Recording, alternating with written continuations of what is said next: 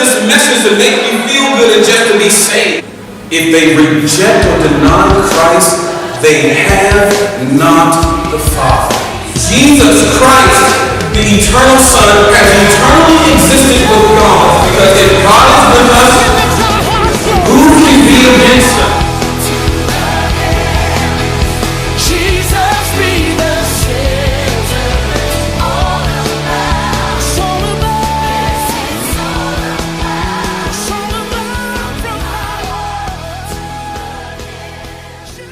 Today we celebrate Mother's Day, and in doing so we celebrate those of you who are among us that are mothers, and we celebrate those of you who are out there in YouTube land who are mothers, and women around the world who've been called and blessed to be mothers.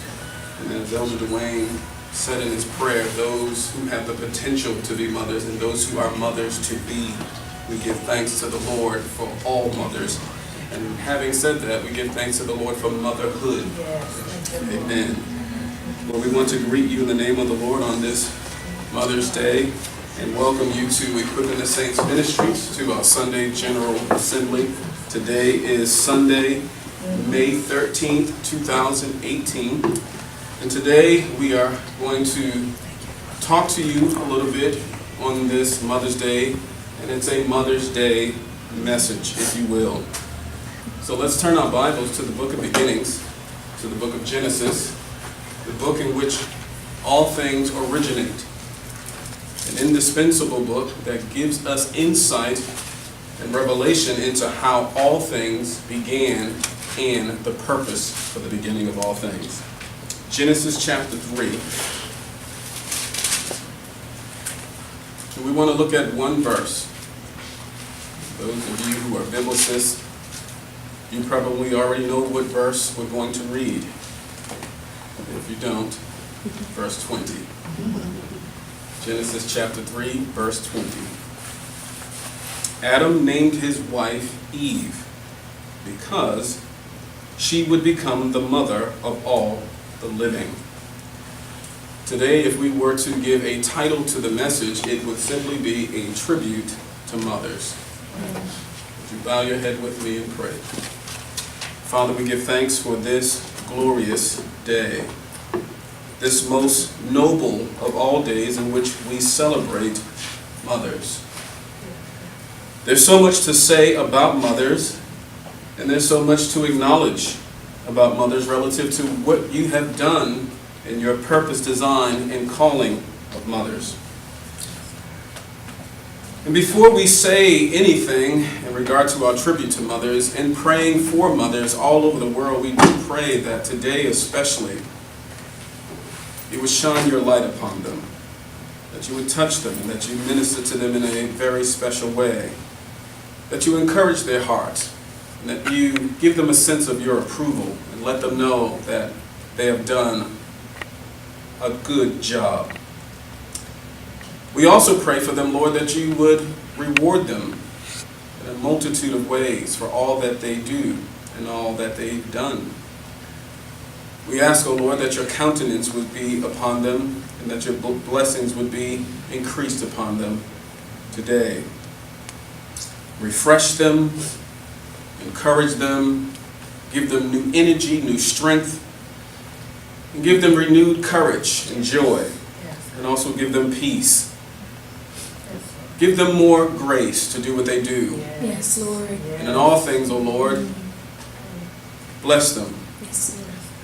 And let your hand be mighty upon them for their tasks and for their chores. We acknowledge them, we appreciate them, yes, Lord, and we're grateful for them. For we all have mothers. Yes. We all have had mothers. We all are the result of our mothers. And we give thanks. We give thanks for this time and this hour and pray that you be pleased to bless us and be among us. And when it's all said and done, may it be a time of rejoicing for mothers near, wide, and far yes, throughout the day. Amen and amen. You may be seated in the presence of the Lord.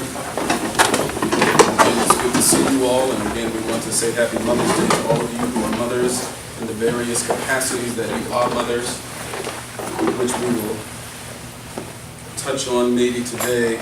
But in case we don't, those who are biological mothers, those who are godmothers, stepmothers, those who are spiritual mothers. You are mothers in a multitude of capacities, and this is a tribute to all of you. Amen. Amen. So obviously, because today is Mother's Day, we will suspend with our normal or typical exposition of 1 Peter in order to pause and take some time to deliberately and intentionally acknowledge, celebrate, and pay tribute to all mothers all over the world. While there's a sense in which we acknowledge and celebrate women in general for how incredible they are, because women are incredible, Yes, we are. we acknowledge, we want to acknowledge, celebrate, and honor mothers in particular, because mothers are super incredible. Motherhood is an amazing gift Yes, it is. My Lord. and an incredible blessing Thank in whichever capacity that one is serving as a mother. When you think about it, mothers really are amazing creatures. Sometimes when we use that word creature, we forget that it is first and foremost connected to creation. So when we say mothers are amazing creatures, we're saying they're amazing creations of God. The way God has created them purposefully, specifically. They're also amazing people, as well as amazing individuals, for all they do and for all the different hats that they wear. What's even more amazing is how naturally, as they've been graced to do it, how effortlessly and how gracefully they do all of it. It only takes for each one of us to pause for a moment and think about, and contemplate and reflect upon what we've observed our mothers do. And we will all conclude that it is an enormous amount. And they do it gracefully. Rarely do mothers complain about their tasks or their chores. But it's all in a day that they do it so naturally. As we look at our text or consider our text, like their great ancestral progenitor, Eve, all mothers have been called and blessed to carry on God's divine purpose, which was begun with the mother of us all, Eve. And I think it's critically important for mothers in the 21st century in particular to understand this incredible calling that they've been given, going all the way back to the first mother, Eve, your ancestral progenitor. It's an incredible blessing of God to be called to carry on this divine purpose. In the past, we defined mother. I don't think that we need to. I think we all know the definition of mother. But despite that, I would nonetheless like to define it for us again. Mother in the Hebrew word is the word em, E-M. And it means one who has given birth to another, the biological parent of another human being. But it isn't limited to, neither is it confined to being a biological parent. And as we've already forestated or mentioned, mothers come in all different capacities. Mothers are biological, but mothers are, as we've mentioned, also spiritual. And then you can get into the metaphorical aspect of motherhood. But for time, we will not. Let's talk for a moment about a few things. The divine purpose and design of mothers, the endless work of mothers, and then some other things. When we talk about the divine purpose and design of mothers, like Eve, God has specifically purposed and designed each woman to be a certain way and to do certain things. In His infinite wisdom and in His infinite knowledge, He has specifically designed each woman to fulfill a specific purpose. The highest purpose is motherhood, the giving of birth to and the nurturing of life. The divine design and mandate of procreation for the purpose of perpetuating life the life that God has created, the life that God has given and assigned, and the life that God has preserved. God has communicated or endowed women with specific attributes of His own attributes. And these attributes enables women to do what they do. So that even in the amazingness of women, no woman can glory in herself. For it is God who has made her the way He has and enabled her to do what she does.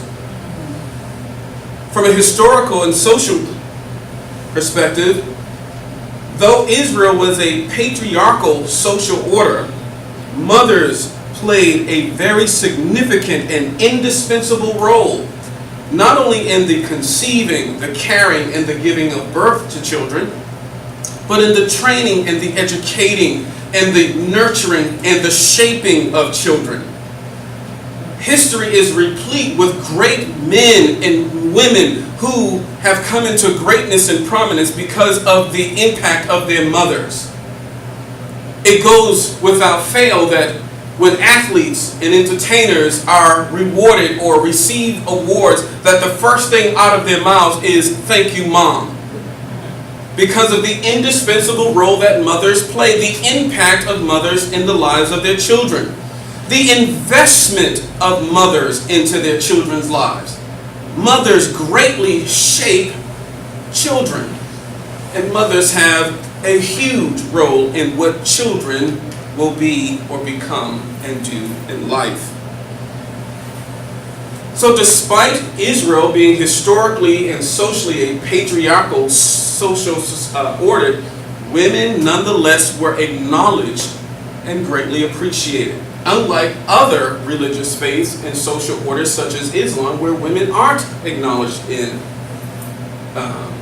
appreciated. America, based on the Judeo-Christian system, we too have greatly honored, acknowledged, and appreciated and respected women as a society, generally speaking. Of course, there are always those who are chauvinistic, who have their own design and definition of a woman in her role, but that's a minimum, that's a small number of individuals. God has always been a God who has liberated not only the man, but also the woman, and has given the woman a significant place in His economy.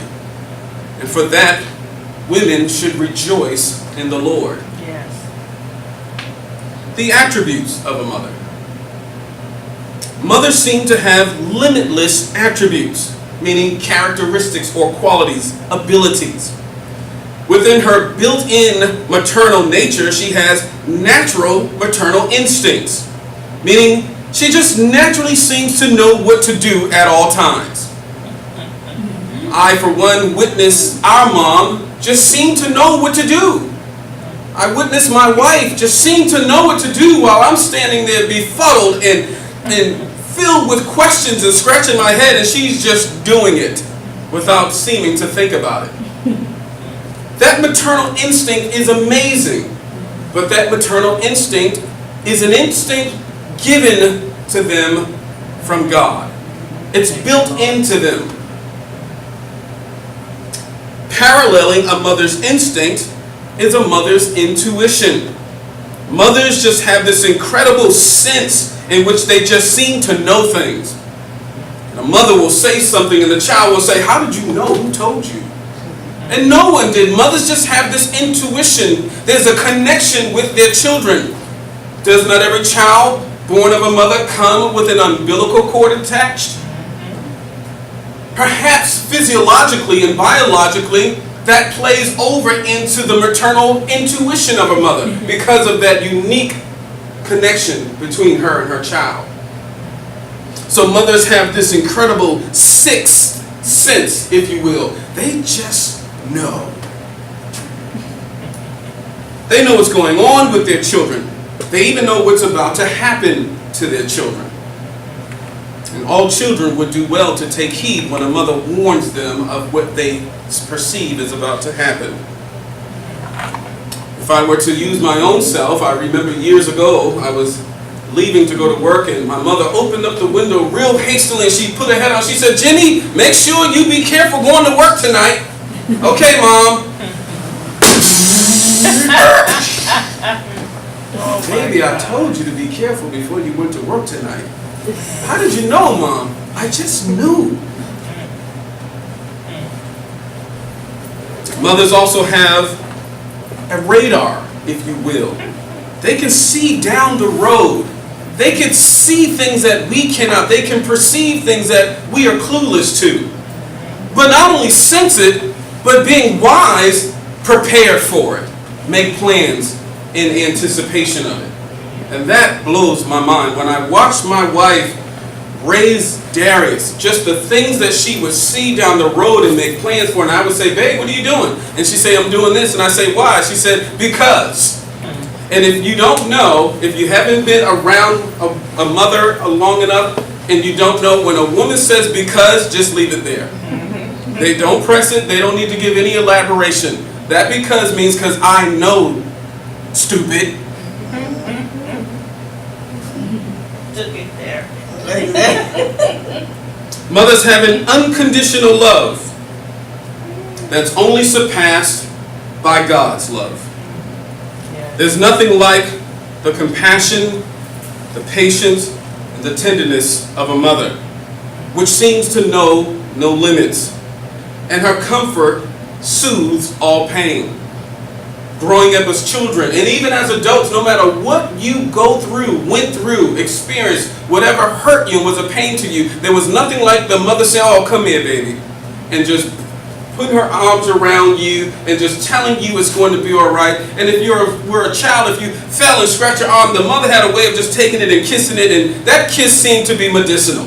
It really did make the pain go away and everything seemed to be better. And the mother would look at you with those loving eyes and say, "Is it better now?" And you say, "Mm-hmm. All right, go ahead and play, sugar." And you had renewed faith and energy in your ability to go run and play, because if you fell and did it again, you know Mom had medicinal kisses.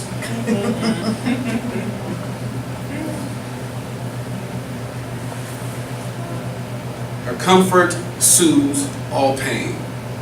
As children get older, and they start to have interests in the opposite sex, and they start to have feelings, and they like a girl and they like a boy, but the boy or the girl doesn't like them or hurts them, and the child comes home, and the mother that doesn't even have to ask what happened or who did what. The mother would just come in, rub your back, put her forehead on yours, or just put your head close to their bosom, and it just seemed to help. It just seemed to cause the hurt to just slowly leave us. Just her warm embrace, just being close to her like that just seemed to soothe the pain. To hear a mother say it's going to be all right, that comforting, confident giving phrase, "it's going to be all right," always worked. And that's unique to a mother. And the funny thing about it is, a father in many cases can say the same words, but it doesn't have the same weight or impact for some reason. I could say XYZ to Darius, and he'll say, "Okay, Dad," and then he'll go say the same thing to his mother, and she'll say the same thing, and it'll mean the world. Because mothers have this unique essence about them relative to their nurturing and their love and just all that they do and are, that just is more soothing than it is coming from the father in most cases. There's also something to be said about a mother's courage. When it comes to their children, mothers conjure a courage that will stand against an army. They also have a protective nature that will cause them to fight 10 violent men in order to protect and to preserve the life of their children. In fact, she will unflinchingly and voluntarily give her own life for her children's. The endless work of a mother. As we've mentioned, mothers wear so many different hats and do so many different things, and again, seemingly effortlessly. Her expansive job description calls for an amazing in particular skill set.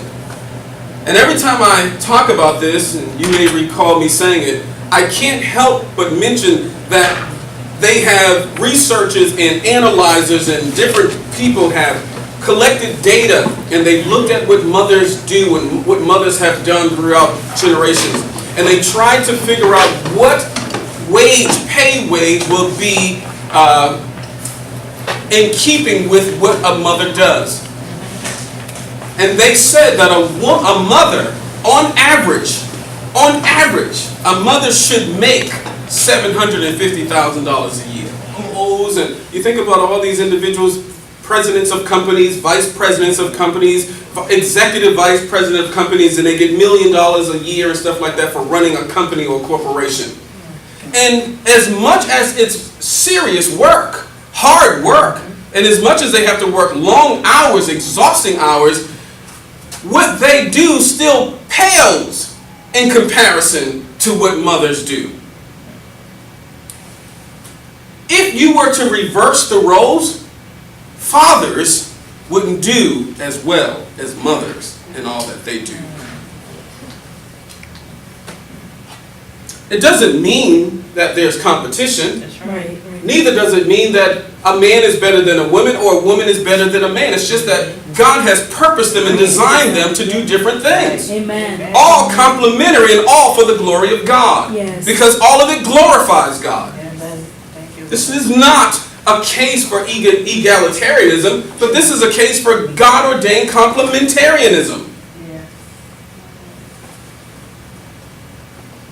In his tribute to mothers, Dr. Dobson acknowledged that mothers have to be numerous things. And among them, just to name a few of them, Dr. Dobson says mothers have to be psychologists. They have to understand the behavior of their children and why their children are behaving or conducting themselves the way they are. They have to analyze what they're thinking about. They have to analyze their personalities and understand that they're going to be a certain way because of their God-given personality. But they have to know how to minister to that child with that particular personality. Some children have energy levels that are higher than others. Some children are more rambunctious than others. And mothers have to be psychologists to be able to know what each of their child is like and what each of their children's personality is and mother them accordingly. So first and foremost, mothers have to be psychologists. Secondly, he said mothers have to be physicians. How many times have mothers kissed boo-boos? How many times have mothers put, not alcohol, what's the other one? Peroxide on cuts and abrasions and put things on burns and put a Band-Aid on it and say, is it better now? And because mom did it the way she did it with her care and her nurture, it was better. Even though medically it wasn't. But psychologically it was better because of the way mom did it. The way she nursed you, it was better. So mothers have to be physicians, but mothers also have to be theologians. Because mothers are the first ones that children will ask, Mom, who's God? Where is He? Does He look like us? So mothers have to be theologians. They have to tell their children who God is. They have to explain God to their children. Where did everything come from? Well, God created it, baby. Well, how did He do it? What did He use? And mothers have to be theologians and explain to them how God made everything. Why did He make us? So not only are mothers theologians, but mothers are philosophers. They have to give sound reasons as to why God made everything, and particularly made us, and specifically the way He made us. So mothers have to do all these things. But in addition to that, he says mothers have to be educators, and mothers are the first educators in a children's life. It begins with reading stories to them. It begins with ABCs, 1, 2, 3, shapes and colors and all these different things. Before they go off to child care, mothers are already educating them. Mothers are teaching them about who they are and about life and about the world they're about to enter into. So they have to be educators, but they also have to be chefs. They have to cook, and they do a lot of cooking. They do a lot of burning. And for those in YouTube land who don't know what burning is, For us, burning means really cooking good. A real good cook. So mothers are chefs. And if you have 2, 3, 4, or 5, or 6 different children, in many cases, all of them like something and want something different. Yes. And mothers cater to that. Well, he doesn't like this on that, because the father will come and just give everybody the same thing. And then they all sit there like, Mom doesn't do it like that. And moms come and very patiently, they give each of the 6 children what they like, how they like it. Mothers are incredible like that. So they have to be extraordinary and exceptional chefs. They have to be very creative chefs. They have to be referees. Because they have to take siblings and put them on the opposite side of the ring. And then sometimes she has to know when to let them engage. Okay, let them go for a little while. Okay, that's enough, that's enough. Get over there, boy, get over there, boy. So she has to be a referee, you know. She has to break up fights and arguments and rivalries and so on and so forth. But it also, in addition to that, she has to be what Uber and Lyft now are. She has to be the driver, the personal taxi service or chauffeur to her children, taking them here and there and everywhere in between, and meeting deadlines from one side of the city to another side of the city and getting them there safely without harm. And as they jump out the car, she says, don't forget this. Thank you, Mom. And don't forget to be out at this time. I'll be here. I don't want to be waiting. We got to go across town and get Johnny. And sometimes she has to be the fire marshal. Dwayne might remember when we were children, I just had such a, I was a little pyro guy. I just liked fire. I lit everything on fire. I almost burned the house down one day. There was a piece of wallpaper sticking out of the wall, and I was like, oh! And Mom comes in with the blanket, and she's beating the fire out, and then she's coming back with water and dousing, and then Dwayne is standing there like, he did it again. So she has to be the fire marshal. She has to make sure we can live in a house without it burning to the ground. And lastly, he says she also has to be a police officer, because sometimes she has to enforce the law, the rules of the house. Because sometimes when Dad's not there, Mom has to do it.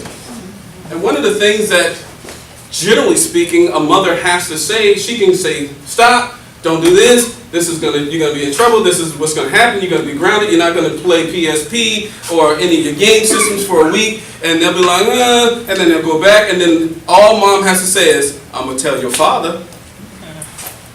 And in most cases, at least historically, that was the end of it. Because now it would be begging, please Mom, please Mom, please Mom, just don't tell Dad, I'll do anything, just don't tell Dad. So she had to be the policeman. So you get an idea of the endless work of a mother. And I mean, it's endless. And not to mention all the doctor's visits with sick children. Not to mention the sleepless nights when they're sick or they cannot sleep or refuse to go to sleep. And you're trying to comfort them and to pacify them. And you put them over your shoulder or you hold them in your arm and you rock them and you walk back and forth and you look at the clock and it's 3 in the morning. And you need to be up at 6. That's right, 6. Doctor's visits. Late nights, soccer games, prom nights. Calming the panicking daughter down because she wants to make sure she looks pretty and she looks right. And the mother has to help her through every part of the process and give her insight onto why she should do this or get this and not that. The list really is too long to mention everything. Mothers are indeed amazing. Very few men can do a portion of what mothers do all the time. There are some fathers out there that are amazing, but they're doing a portion of what mothers do all the time. And it's how God designed it. Again, it's not a competition. It's not that mothers are better than fathers, and neither is it that fathers are better than mothers. But both are specifically designed with specific purposes, and when they are together working, it is harmonious and glorious as to what is accomplished. Yes. Let's begin to close by talking about the built-in reward. For all that mothers do, there is a built-in reward. There's a great sense of satisfaction, accomplishment, and fulfillment that comes with being a mother. There's also heartbreak and disappointment, but there's a great built-in reward. When a mother sees the fruit of her many labors, there's an inexpressible joy she has. For again, the sleepless nights, the untold hours nurturing, countless meals, unpaid and untimed counseling sessions, inestimable sacrifices, mothers reap the greatest reward when their children grow up, prepared for life and ready to meet the challenges of this world. But the greatest reward of all is when a mother sees their children come to saving faith in Christ and walks with God. Perhaps NBA superstar Kevin Durant said it best when he accepted the MVP award. He said, "The real MVP is my mom. Because if it wasn't for her, I wouldn't be here." As we close, mothers, or motherhood, is amazing because it's a reflection of God. A reflection of His unconditional love, His care, His compassion, His patience, His provision, His nurture, etc. All that mothers do is all that God does, but God does even more. Yes. Thank you. And all our tribute paying to mothers, rightly so and deservingly so, we are actually giving glory and honor to God and paying tribute to Him for what He's purposed and designed in creating women, especially the gift, blessing, and high calling of motherhood. Amen. Stand to your feet. I want the men to stand and sing. Let's clap our hands to the Lord for these mothers and clap our hands to these mothers and a tribute for all that they do. I know we can be better than that, man. This will be a resounding applause. Amen. Because for most of you, between the time you got up and the time you left to come here this morning, you said Mom. Mothers are indispensable. Amen. Amen.